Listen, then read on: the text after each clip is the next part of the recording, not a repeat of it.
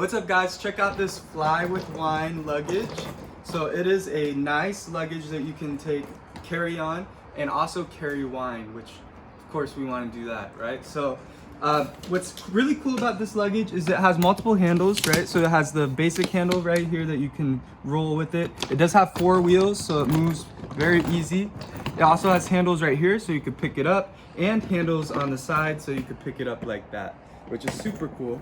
And also, I really love this feature is you can lock your luggage, right? So these zippers won't move unless you have the combination. So right now that sets the combination to 000, but you can change it to whatever you want.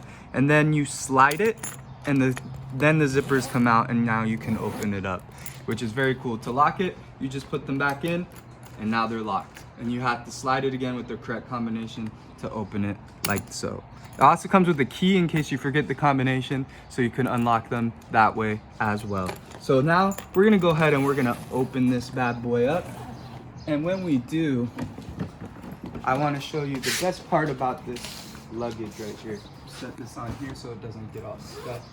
All right, so then when we open it up, you have multiple compartments to store clothes, shoes, whatever you wanna store. Lots of storage, okay, which is great.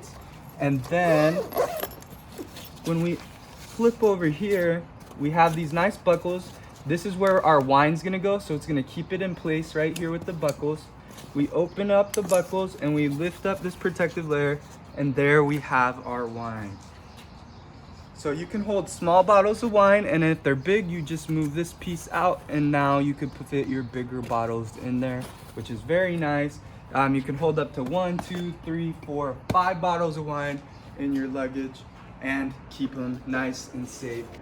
All right, guys, so now our wine is all secured. We're all locked in, and now we're ready to go on vacation.